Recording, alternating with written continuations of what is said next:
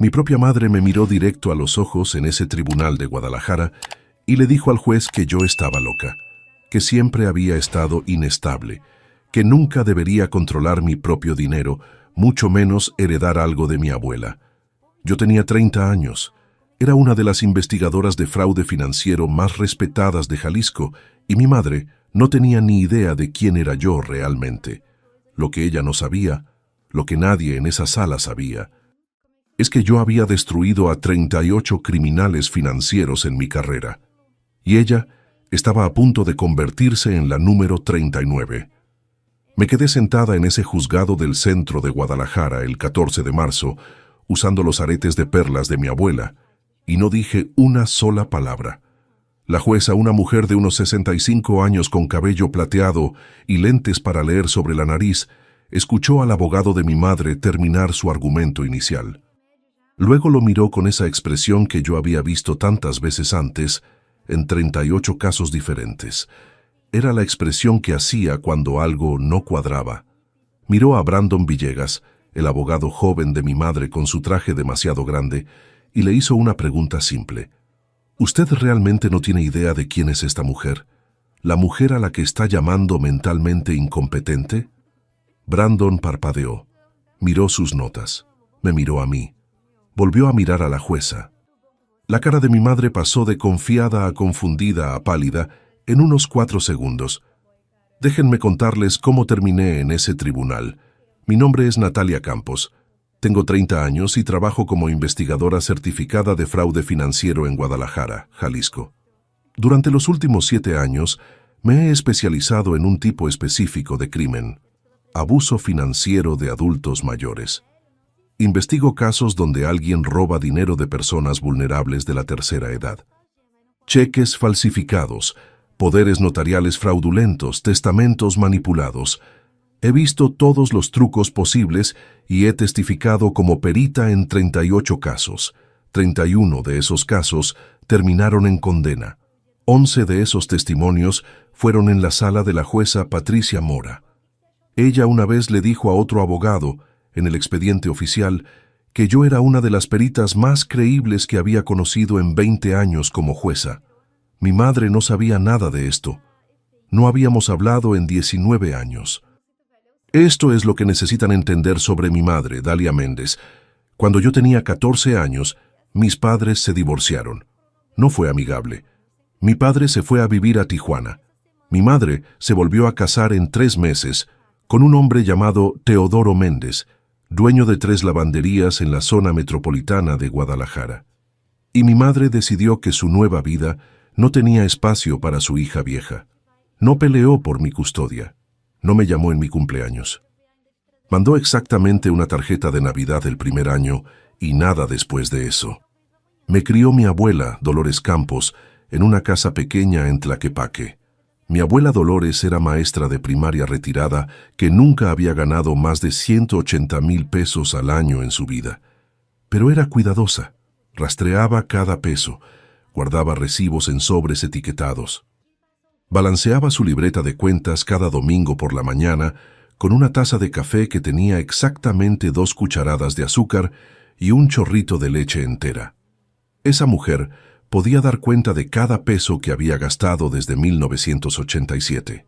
Me enseñó todo lo que sé, solo que no se dio cuenta de que estaba entrenando a una investigadora de fraude. Mi abuela Dolores falleció hace 8 meses. Insuficiencia cardíaca congestiva. Tenía 81 años y se fue en paz mientras dormía en la casa donde había vivido 43 años. Yo estaba sosteniendo su mano. Me dejó todo. La casa que valía unos 4,800,000 pesos. Su cuenta de ahorros con 2,820,000 pesos. Una pequeña póliza de seguro de vida. No era una fortuna, pero era suyo. Se había ganado cada centavo enseñando a leer a niños de tercero de primaria durante 36 años. 3 semanas después de su funeral, recibí una carta de un abogado llamado Brandon Villegas. Mi madre estaba impugnando el testamento. Según la carta, Dalia Méndez afirmaba que Dolores Campos había sufrido un severo deterioro mental en sus años finales. Afirmaba que yo había aislado a mi abuela de su familia, Afirmaba que había manipulado a una anciana vulnerable para que me dejara toda su herencia. La mujer que no había visitado a su madre en 15 años, que no había llamado en cumpleaños ni días festivos, que había abandonado a su propia hija. Esa mujer me estaba acusando de abuso de ancianos. Pero antes de entrar en la historia, apóyame dándole like y suscribiéndote ahora mismo. También quiero saludarlos. Déjame en los comentarios tu nombre, tu ciudad e ideas para próximas historias. Gracias. Realmente me reí cuando leí esa carta. Luego dejé de reírme porque la carta también decía que mi madre tenía documentación. Tenía evidencia de que yo tenía un historial de inestabilidad mental que se remontaba a mi adolescencia. Estaba solicitando al tribunal que me declarara mentalmente incompetente y nombrara un tutor para administrar la herencia de mi abuela. La tutora propuesta era, por supuesto, Dalia Méndez. Llamé a mi novio Ricardo esa noche. Ricardo Martínez es maestro de historia en una preparatoria con el tipo de familia que todavía tiene cenas los domingos y guarda álbumes de fotos en orden cronológico. Sus padres llevan casados 41 años. Él no entiende la disfunción como yo. Me dijo que debería acercarme a mi madre. Tal vez había habido un malentendido. Tal vez se sentía culpable por el pasado y esta era su forma de reconectar. Amo a Ricardo, de verdad, pero a veces dice cosas que me hacen preguntarme si alguna vez ha conocido a un ser humano real fuera de una telenovela rosa. Mi madre recordaba la cantidad exacta de dinero de la herencia de mi abuela. 2.820.000 pesos. Puso ese número en un documento legal. Todavía no sabe si mi cumpleaños es en marzo o en mayo. Qué curioso cómo funciona la memoria cuando hay dinero de por medio. En 2 semanas la situación empeoró.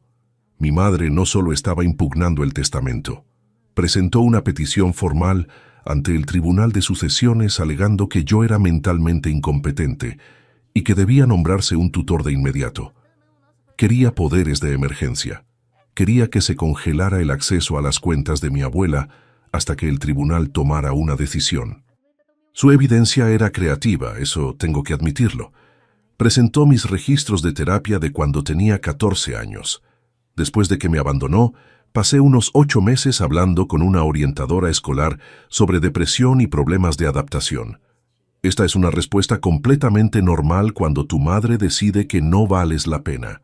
La orientadora escribió que estaba luchando con sentimientos de abandono y baja autoestima. El abogado de mi madre presentó esto como prueba de enfermedad mental de por vida. También produjo una declaración firmada de mi hermanastra, Marlene Méndez. Marlene tiene 25 años, hija de Teodoro de su primer matrimonio. Según su declaración, yo siempre había parecido inestable y errática, y tenía serias preocupaciones sobre mi capacidad para manejar asuntos financieros. Marlene tenía 6 años la última vez que me vio. No he hablado con ella en 19 años. No sabe absolutamente nada sobre mí. Pero aquí está la cosa sobre los procedimientos legales. Una vez que alguien presenta una petición así, no importa que sea ridícula, no importa que la evidencia sea débil. El proceso empieza a moverse y tienes que responder. Tienes que contratar un abogado. Tienes que presentarte en el tribunal. Tienes que demostrar que no estás loca. Y mientras haces eso, la noticia se esparce. Mi firma me puso en revisión administrativa. Mi jefe, un hombre decente llamado Héctor que me había contratado recién salida de mi programa de certificación, me llamó a su oficina y explicó la situación. Me creía. Sabía que esto era absurdo. Pero la firma no podía tener una perita cuya competencia mental estaba siendo cuestionada en otro tribunal. Era un problema de responsabilidad, un problema de seguros, un problema de credibilidad. No me despidieron, pero me pusieron en la banca. Sin casos nuevos, sin testimonios, sin trabajo que importara. 7 años construyendo mi reputación, y mi madre la desmanteló con una llamada telefónica a un abogado. Teodoro y Dalia tenían problemas financieros. Esa parte la descubrí rápido. Las lavanderías de Teodoro estaban quebrando. La gente ya no usa lavanderías como antes, no con lavadoras y secadoras baratas disponibles en cualquier tienda departamental. Debía 5.740.000 pesos a acreedores. Su casa tenía una segunda hipoteca. Sus tarjetas de crédito estaban al máximo.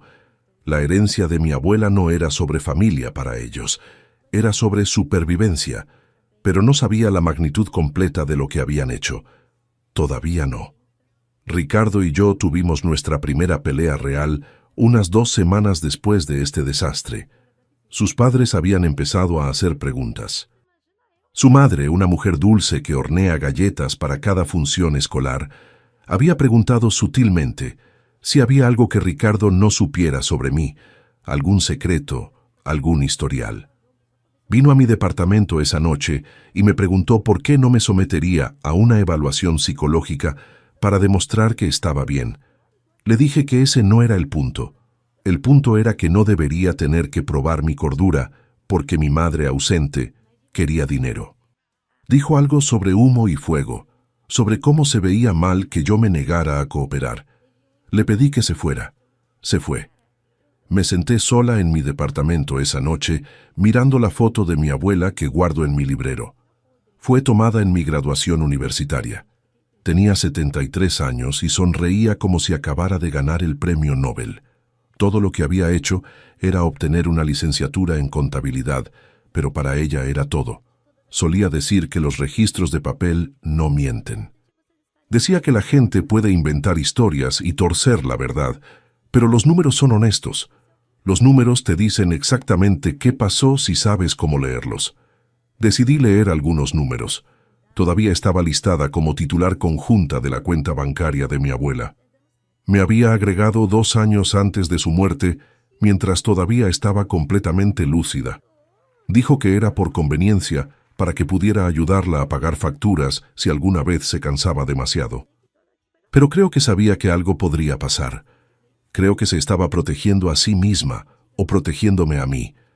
Saqué los estados de cuenta bancarios de los últimos 2 años de su vida. Creé una hoja de cálculo. Rastreé cada depósito y cada retiro. Y ahí fue cuando encontré la primera grieta en la historia de mi madre. En los últimos 11 meses de vida de mi abuela, hubo 7 retiros que no coincidían con ninguno de sus gastos regulares. Sin recibos de servicios públicos, sin tiendas de comestibles, sin cargos de farmacia. Solo retiros en efectivo que iban desde 67.000 hasta 200.000 pesos cada uno. Cantidad total, 807.000 pesos. Cada retiro ocurrió dentro de 3 días de una visita registrada de Dalia Méndez. Mi abuela había comenzado a mostrar signos de deterioro cognitivo leve aproximadamente 1 año antes de morir. Buenos días y malos días. Olvidaba dónde había puesto sus lentes. Luego citaba poesía de memoria 1 hora después. No era incompetente, pero era vulnerable. Y mi madre lo sabía. La mujer que me estaba acusando de abuso de ancianos había estado robando sistemáticamente a su propia madre durante casi 1 año. Amigos, cada historia que les cuento sale todos los días, pero YouTube solo se las mostrará si tocan el botón rojo de suscribirse. Toquen suscribirse, activen la campanita y nunca se perderán una historia. Gracias, no dormí esa noche. Me senté en la mesa de mi cocina con mi laptop y una cafetera llena, e hice lo que hago para ganarme la vida. Investigué. Los retiros bancarios eran solo el comienzo. Mi abuela había sido meticulosa con mantener registros, pero en su último año las cosas se habían desorganizado. Había asumido que era el deterioro cognitivo. Ahora me preguntaba si alguien había estado ayudando a que esa desorganización avanzara. Conduje a Tlaquepaque el siguiente fin de semana para revisar su casa más cuidadosamente. Ricardo se ofreció a venir conmigo, pero las cosas todavía estaban tensas entre nosotros. Le dije que necesitaba hacer esto sola. La casa olía a ella, lavanda y libros viejos y ese tipo específico de limpieza que solo las mujeres de su generación logran. Pasé 3 horas revisando su archivero, los cajones de su escritorio, sus armarios. Encontré lo que estaba buscando en un lugar que debería haber revisado de inmediato. Su caja de seguridad en el Banco Nacional de Tlaquepaque. Me había agregado a la caja 5 años atrás. Solo había estado allí una vez para ayudarla a guardar algunas joyas después de un susto de robo en el vecindario. Lo había olvidado por completo. La caja contenía sus joyas, como esperaba. Su anillo de bodas de mi abuelo, algunos bonos de ahorro que habían vencido años atrás, su acta de nacimiento y credencial del INE, y un diario de cuero café que nunca había visto antes. El diario tenía fechas. La primera entrada era de 14 meses antes de su muerte. La última entrada era de 6 semanas antes de que falleciera. Mi abuela sabía lo que le estaba pasando. Lo había documentado todo. La primera entrada casi me destroza. Decía que Dalia había llamado por primera vez en años, sonando dulce y arrepentida. Dijo que quería reconectar. Dijo que había cometido errores. Dolores escribió que no confiaba en eso, pero estaba vieja y cansada, y tal vez la gente sí podía cambiar. Las entradas se volvieron más oscuras desde ahí. Dalia visitó en agosto. Pidió prestados 33,000 pesos para una emergencia. Dolores se los dio. Dalia visitó en octubre. Dijo que Teodoro estaba enfermo y necesitaban ayuda con facturas médicas. Dolores le dio 67,000 pesos. Dalia visitó en diciembre. Trajo a Teodoro. Le pidieron a Dolores que firmara algunos papeles que facilitarían que ellos la ayudaran a manejar sus finanzas. Dolores firmó los papeles. Escribió en su diario que estaba teniendo un mal día, que su mente se sentía nublada, que no estaba segura de a qué había accedido. 2 semanas después, tuvo un buen día. Miró los papeles que había firmado. Se dio cuenta de que eran un poder notarial, dándole a Dalia control sobre sus cuentas. Sintió demasiada vergüenza para decirme, esa fue la parte que me destruyó. Mi abuela, la mujer más fuerte que había conocido, sintió demasiada vergüenza para admitir que su propia hija la había engañado. Escribió que no quería que la viera como débil. No quería que supiera que la habían engañado. Así que documentó todo. Cada visita, cada retiro, cada mentira que Dalia contó. Guardó registros porque eso era quien era ella. Los registros de papel no mienten. La entrada final estaba dirigida a mí. Decía que lo sentía. Dijo que había intentado decirme varias veces, pero no pudo encontrar las palabras. Dijo que sabía que Dalia vendría por el dinero después de que se fuera, y quería que yo tuviera pruebas. Quería que peleara. Escribió que siempre había sabido que yo era más fuerte que ella. Dijo que por eso sabía que ganaría. Me senté en el piso de esa bóveda bancaria y lloré durante 20 minutos. El gerente del banco fingió no notarlo, pero cuando terminé de llorar, me puse a trabajar. El documento de poder notarial era una falsificación. No la firma, mi abuela realmente lo había firmado, confundida y manipulada. Pero la notarización era falsa. El sello notarial pertenecía a un hombre llamado Raúl Guzmán, quien se había retirado de la práctica en 2019. El documento estaba fechado en 2024. Alguien había usado un sello viejo en un documento nuevo. Era descuidado, era obvio, y era un delito federal. Empecé a investigar los antecedentes de Teodoro Méndez. Lo que encontré me revolvió el estómago. La primera esposa de Teodoro había muerto en 2012. Su madre había muerto en 2017. En ambos casos, hubo preguntas sobre el manejo de sus patrimonios. En ambos casos, el dinero había desaparecido. Nunca se presentaron cargos, pero los patrones estaban ahí. Dalia no se había casado con un hombre desesperado. Se había casado con un profesional. Y yo no era su primera víctima, solo era la que sabía cómo contraatacar. Llamé a mi abogada, Carolina Jiménez, la mañana siguiente. Carolina tenía 52 años, exfiscal que había cambiado al litigio civil después de quemarse con casos criminales. Era aguda y directa y no perdía tiempo en simpatías. Le conté todo.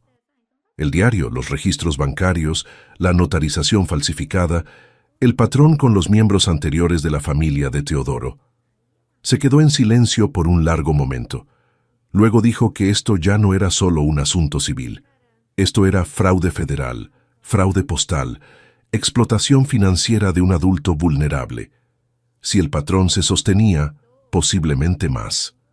Me preguntó qué quería hacer. Le dije que quería destruirlos, pero quería hacerlo bien. Quería que entraran a ese tribunal pensando que ya habían ganado. Quería que se comprometieran con sus mentiras bajo juramento. Quería que la jueza viera exactamente quiénes eran antes de mostrarle quién era yo. Carolina sonrió. Dijo que esperaba que dijera eso. La fecha del tribunal se fijó para el 14 de marzo. Eso me dio 6 semanas para prepararme. Abordé este caso de la manera en que abordo cada caso. Construí un expediente. Creé cronologías. Verifiqué cada hecho 3 veces porque eso es lo que haces cuando tu carrera depende de tener razón. Carolina presentó mi respuesta a la petición de mi madre. Fue deliberadamente simple.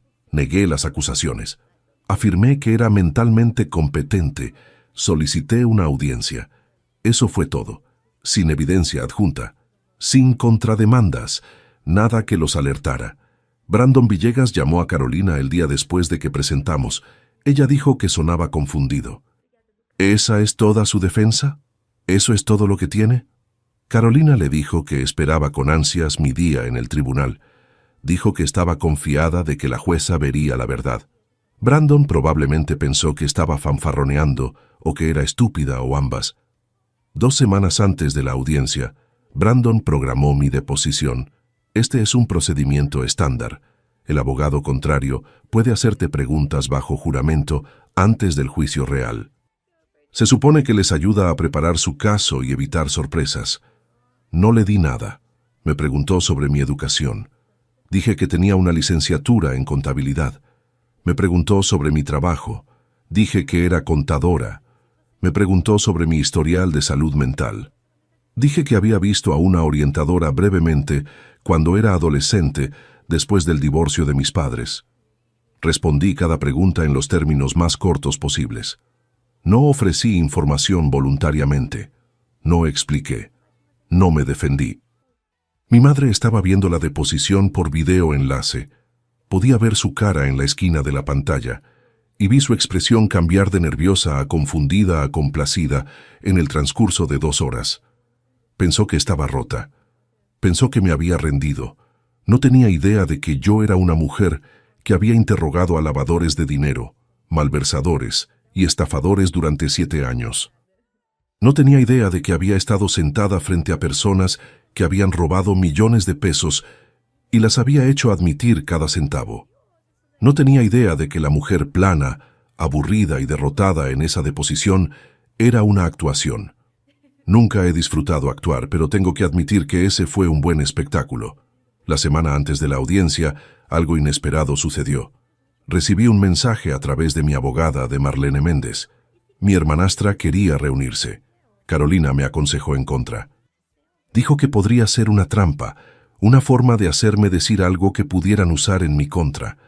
Dijo que Marlene estaba del otro lado, pero había visto algo en el fondo de ese video de deposición. Cuando Brandon mencionó el nombre de Teodoro, la mandíbula de Marlene se tensó. Cuando Dalia se rió de uno de los chistes de Brandon, Marlene miró hacia otro lado. Había algo ahí, miedo tal vez, o resentimiento, o ambos. Acepté reunirme con ella en una cafetería en Zapopan, a medio camino entre Guadalajara y Tlaquepaque. Territorio neutral. Marlene Méndez no era lo que esperaba. Era delgada y se veía cansada con círculos oscuros bajo los ojos y uñas mordidas hasta el punto de sangrado. Pidió un café negro y no lo tocó. Me dijo que lamentaba la declaración que había firmado. Dijo que su padre la había escrito y le había dicho que la firmara.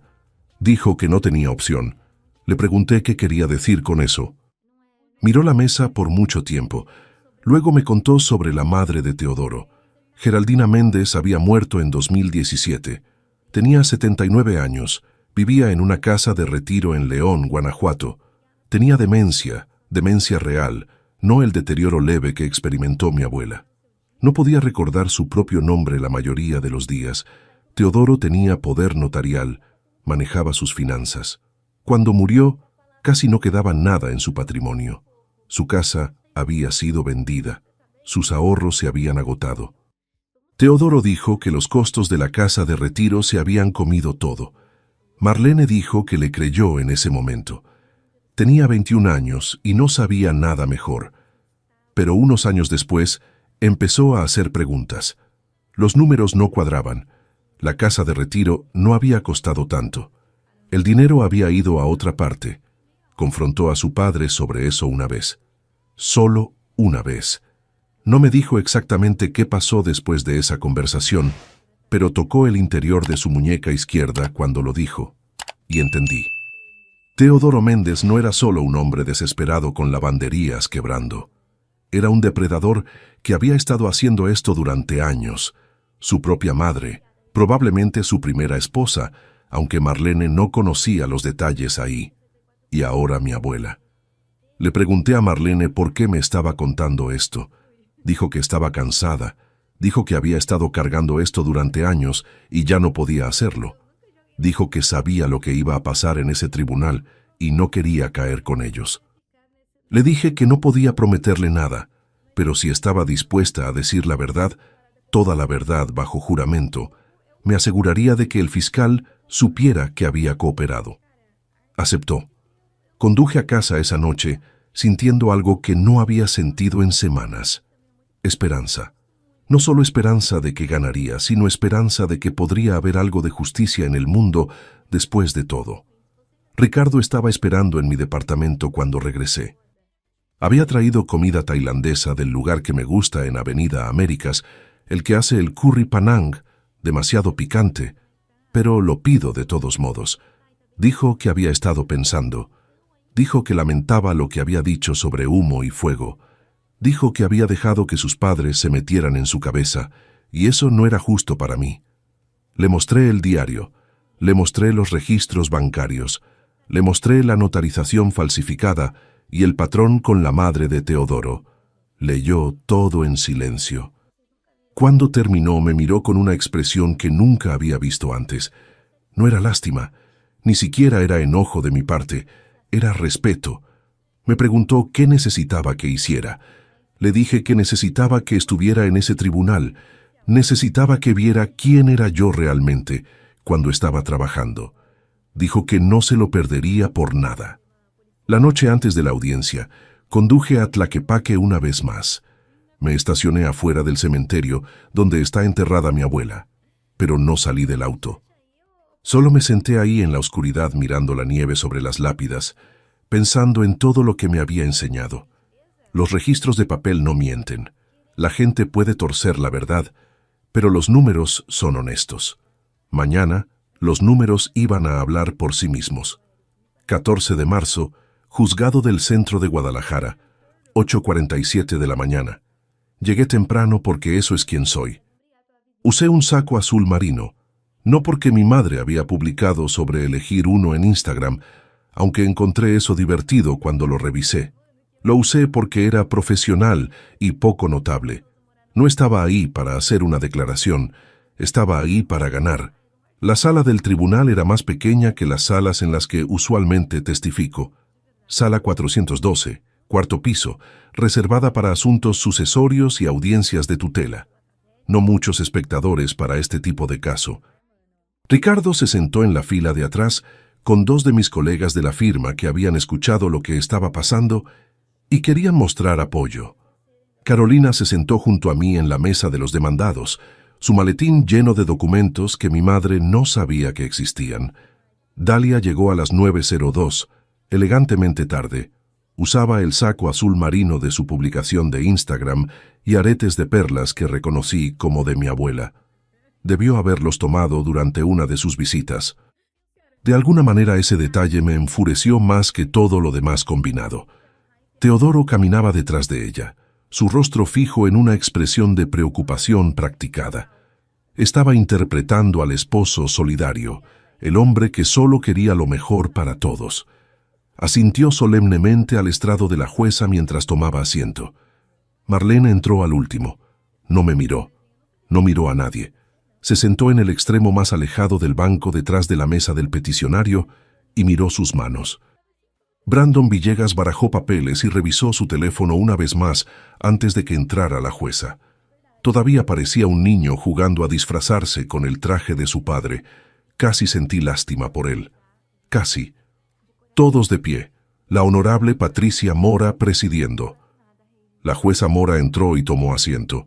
Se puso los lentes para leer y miró el expediente del caso frente a ella. Luego miró hacia la mesa del peticionario. Luego me miró a mí. Vi el momento del reconocimiento. Un ligero estrechamiento de ojos, una pequeña inclinación de cabeza. No dijo nada, pero supe que sabía. Brandon comenzó su declaración inicial. Habló durante unos 12 minutos. Pintó un cuadro de una madre preocupada que había estado alejada de su hija debido a un conflicto familiar, pero que nunca había dejado de preocuparse. Describió a mi abuela como una anciana vulnerable que había sido aislada y manipulada. Presentó mis registros de terapia adolescente como evidencia de un patrón de inestabilidad mental. Nunca mencionó una vez a qué me dedicaba para ganarme la vida. Nunca me investigó más allá de lo básico. Asumió que una contadora era solo una contadora. Cuando terminó, la jueza Mora preguntó si la peticionaria deseaba hacer una declaración personal. Dalia se puso de pie, alisó su saco, habló con calma al principio sobre su preocupación por mí. Su preocupación de que los últimos deseos de mi abuela no se estuvieran honrando apropiadamente. Luego algo cambió. Su voz se elevó, me señaló directamente y dijo que yo estaba mentalmente enferma, incompetente, que siempre había sido inestable y que nunca debería permitírseme controlar las finanzas de nadie, mucho menos heredar de la mujer que supuestamente había manipulado. No me inmuté. No reaccioné. Mantuve mis manos dobladas sobre la mesa y esperé. La jueza Mora observó el arranque de mi madre sin ningún cambio en la expresión. Luego se volvió hacia Brandon Villegas y le hizo una pregunta simple. Abogado, ¿usted realmente no tiene idea de quién es esta mujer? La mujer que su cliente acaba de llamar mentalmente incompetente. Brandon se veía confundido. Revisó sus notas. Es contadora, su señoría. Trabaja para una firma en Guadalajara. La jueza lo miró por un largo momento. Luego se volvió hacia Carolina. Si quieren saber cómo termina esta historia y conocer muchas más, denle al botón rojo de suscribirse. Es gratis y me ayuda muchísimo. Gracias. Carolina se puso de pie. No dio un discurso. Simplemente dijo que nos gustaría presentar evidencia que reenmarcara la comprensión del tribunal sobre este caso. La jueza Mora asintió. Carolina abrió su maletín. Entregó una copia del paquete de evidencia al secretario que lo entregó a Brandon. Dio otra copia a la jueza. Comenzó con los registros bancarios. Guió a través de la cronología de retiros. 807,000 pesos durante 11 meses. 7 retiros, cada uno dentro de 3 días de una visita documentada de Dalia Méndez. La cara de Brandon no cambió al principio. Todavía esperaba algún tipo de truco. Luego Carolina presentó el documento de poder notarial, señaló el sello notarial, presentó los registros de retiro de Raúl Guzmán, mostrando que había entregado su comisión notarial en octubre de 2019. El documento estaba fechado en marzo de 2024. La cara de Brandon palideció. Carolina presentó el diario. Leyó entradas seleccionadas en voz alta. La voz de mi abuela desde más allá de la tumba, explicando exactamente qué se le había hecho. La vergüenza que sentía, la confusión, el miedo. Vi la cara de mi madre mientras Carolina leía. La expresión de Dalia pasó por confusión, luego shock, luego algo que parecía casi indignación. No estaba avergonzada de lo que había hecho. Estaba enojada de que la hubieran atrapado. La cara de Teodoro era más difícil de leer. Se sentó muy quieto como un hombre que ha pasado por esto antes y sabe cuándo se acabó el juego. Carolina terminó con el patrón. La madre de Teodoro, la actividad financiera sospechosa, el dinero que había desaparecido. Notó que la Fiscalía Federal había sido notificada y estaba abriendo una investigación sobre posibles cargos de fraude federal. Cuando se sentó, la sala del tribunal estaba en silencio. La jueza Mora miró a Brandon. Le preguntó si tenía algo que decir en respuesta. Brandon pidió un breve receso. La jueza lo concedió. Vi a Brandon caminar hacia Dalia. Se inclinó y susurró algo en su oído. No pude escuchar lo que dijo, pero pude ver su reacción. Su cara pasó de enojada a confundida a pálida. Le estaba diciendo quién era yo, a qué me dedicaba para ganarme la vida, cuántas veces había testificado en este mismo tribunal. Me miró entonces por primera vez en 19 años. Mi madre realmente me miró. No sonreí. No me regodeé. Solo le devolví la mirada y esperé. Cuando se reanudó la corte, Brandon se puso de pie y anunció que su cliente deseaba retirar su petición. La jueza Mora negó con la cabeza. Dijo que, dada la evidencia presentada, no estaba preparada para simplemente desestimar el asunto. Dijo que estaba remitiendo el caso a la oficina de la Fiscalía Federal para posibles cargos criminales. Dijo que también estaba enviando la evidencia a la oficina de campo de la Fiscalía Federal en Guadalajara para su investigación en curso. Miró a mi madre una vez más. Luego me miró y dijo que la petición era denegada con perjuicio. Se terminó en menos de 2 horas, sin confrontación dramática, sin gritos, solo evidencia presentada claramente y un juicio entregado en silencio. Así es como realmente funciona la justicia, no con explosiones, sino con registros de papel. La Fiscalía Federal se movió más rápido de lo que esperaba. La agente especial Tania Morales, una mujer de unos 40 años con un apretón de manos como una prensa, me llamó 3 días después de la audiencia. Había revisado el paquete de evidencia. Había extraído el historial financiero de Teodoro que se remontaba 15 años atrás. Había encontrado patrones que ni siquiera había descubierto todavía. Teodoro y Dalia Méndez fueron arrestados el 2 de abril. Cargos federales, fraude federal, explotación financiera de un adulto vulnerable. La acusación tenía 18 páginas. La investigación sobre el patrimonio de la madre de Teodoro fue reabierta. Los contadores forenses encontraron más de 3.380.000 pesos en transferencias inexplicables en los 3 años antes de su muerte. Geraldina Méndez había sido dueña de su casa directamente, había tenido una pensión saludable y había ahorrado cuidadosamente toda su vida. Para cuando murió, no quedaba nada. Teodoro le había hecho esto a su propia madre, y luego le había enseñado a su esposa cómo hacérselo a la mía. Marlene testificó para la fiscalía. Les contó todo lo que sabía sobre las finanzas de su padre, sus métodos, su temperamento. A cambio de su cooperación, recibió inmunidad de enjuiciamiento. No sé si eso fue justo, pero sé que ella era tanto su víctima como cualquier otra persona. El juicio duró 2 semanas. No asistí a la mayor parte. Ya había dado mi testimonio y tenía mis propios casos en los que trabajar, pero estuve allí para el veredicto. Dalia Méndez fue declarada culpable de 4 cargos. Fue sentenciada a 5 años en prisión federal. Servirá al menos 4 antes de ser elegible para libertad condicional. Se le ordenó pagar restitución completa de 807,000 pesos, más intereses, más penalidades. Teodoro Méndez fue declarado culpable de 7 cargos. Recibió 6 años y medio para ser cumplidos en una instalación federal en Nayarit. Sus lavanderías fueron incautadas y liquidadas. El dinero fue para sus acreedores y para la restitución de sus víctimas. Su casa fue vendida en subasta. La membresía del club de golf ya había sido revocada por cuotas impagadas meses antes del juicio. Cada pieza de la vida que habían construido sobre dinero robado fue desmantelada y dispersada. Recibí una carta de mi madre aproximadamente 2 meses después de su sentencia. No la abrí.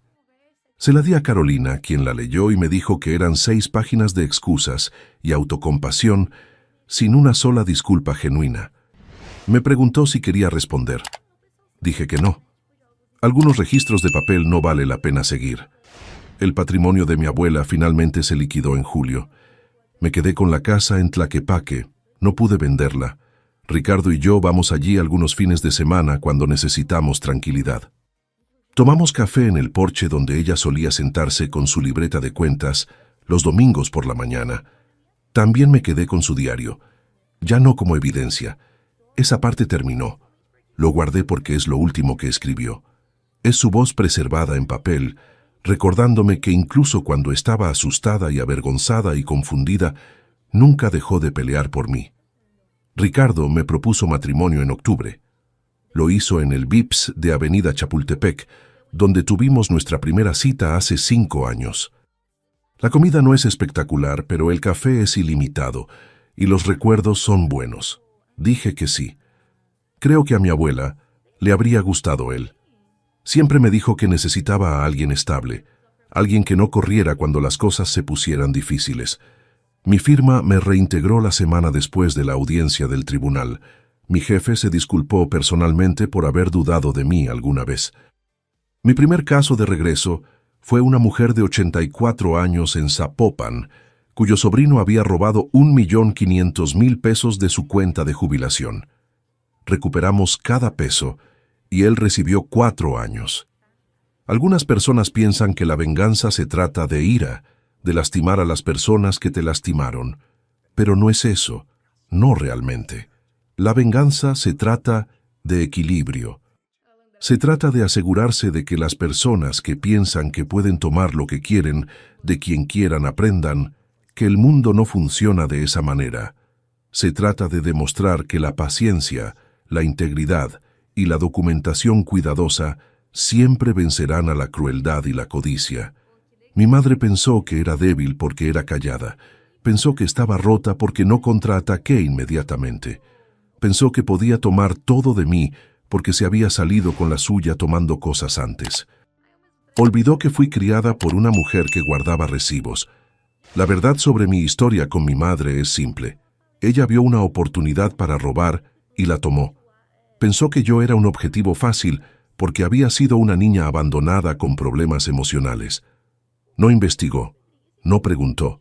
No se dio cuenta de que esa niña había crecido hasta convertirse en alguien que dedicaba su vida a atrapar exactamente a su tipo de persona. Y cuando finalmente se dio cuenta, cuando el abogado le susurró en el oído quién era yo realmente, ya era demasiado tarde. Ya había mentido bajo juramento. Ya había cometido fraude documentado. Ya había dejado un rastro de papel que cualquier investigador de primer año podría seguir. Lo irónico es que mi abuela me enseñó todo lo que necesitaba para vencer a mi madre sin siquiera saberlo. Cada lección sobre rastrear gastos, guardar recibos, documentar todo. Todo fue diseñado para enseñarme responsabilidad financiera. Pero también me enseñó cómo desmantelar a un ladrón. Mi madre robó 807,000 pesos de su propia madre. Por eso, perdió su libertad, su casa, su reputación y cualquier posibilidad de tener una relación con la única hija que alguna vez tuvo. El costo de su codicia fue infinitamente mayor que lo que robó. A veces pienso en ese momento en la sala del tribunal cuando me miró, cuando Brandon finalmente le dijo quién era yo. Toda la confianza se derritió de su cara, todo el orgullo desapareció, y en ese momento creo que finalmente entendió lo que mi abuela siempre supo, que yo era más fuerte que cualquiera de ellas, no porque fuera más inteligente o más dura, sino porque aprendí que la verdad, documentada cuidadosamente y presentada pacientemente, es más poderosa que cualquier mentira. Pasaron 8 meses desde el juicio. La vida volvió a algo parecido a la normalidad, aunque normal significa algo diferente ahora. Trabajo en los mismos tipos de casos que antes. Ancianos siendo robados por sus familias, poderes notariales fraudulentos, herencias saqueadas, pero cada caso se siente más personal ahora. Cada vez que veo a un hijo o hija intentando justificar por qué necesitaban el dinero de sus padres, veo a mi madre. Ricardo y yo nos casamos en febrero, justo en el jardín de la casa de mi abuela en Tlaquepaque. Fue pequeño, solo 30 personas, su familia y mis colegas del trabajo. La única familia que invité fue Marlene. Vino sola, se sentó en la última fila, no se quedó para la recepción, pero antes de irse me dio un sobre. Dentro había una foto de mi abuela que yo nunca había visto, tomada en mi graduación de secundaria. Marlene tenía 6 años en ese entonces. Aparentemente, Dalia la había llevado ese día, pero se había quedado en el auto. Marlene había tomado la foto a escondidas. En el reverso, Marlene había escrito: «Ella siempre estuvo orgullosa de ti». Incluso cuando Dalia fingía que no existías, tu abuela hablaba de ti. Pensé que deberías saber eso. No he vuelto a saber de Marlene desde entonces. Espero que esté bien. Espero que haya encontrado una manera de vivir con lo que su padre hizo, con las decisiones que tomó para sobrevivir en esa casa. En cuanto a mi madre, recibí una notificación el mes pasado de que fue puesta en libertad condicional, anticipada por buen comportamiento. Servirá el resto de su sentencia en arresto domiciliario. Vive en un departamento pequeño en las afueras de Tlaquepaque, pagado por el dinero de restitución que se le está deduciendo de su pensión. No he hecho ningún intento de contactarla. Ella tampoco a mí, aparte de esa carta que nunca leí. A veces me pregunto si piensa en mí, si se arrepiente de lo que hizo, no solo de haberla atrapado, sino de todo, de abandonarme cuando tenía 14 años, de robarle a su propia madre, de intentar destruir mi vida cuando no funcionó su plan. Pero honestamente no importa. Algunas personas no cambian.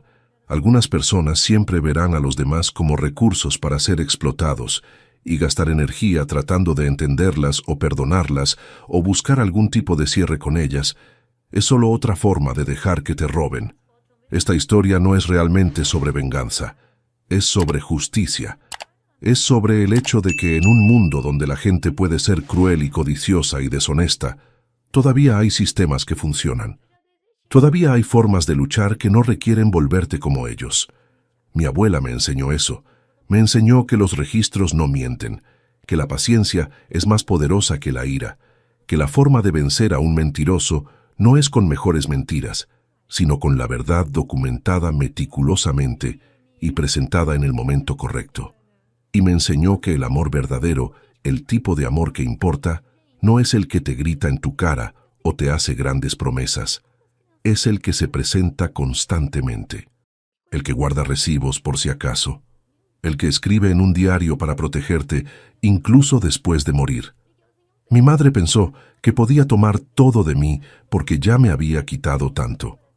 Pero lo que no entendió es que las cosas que realmente importaban, las cosas que mi abuela me dio nunca estuvieron en una cuenta bancaria, estaban en las lecciones que me enseñó, en la fuerza que me modeló, en la forma en que me amó incluso cuando se sentía demasiado avergonzada para pedir ayuda.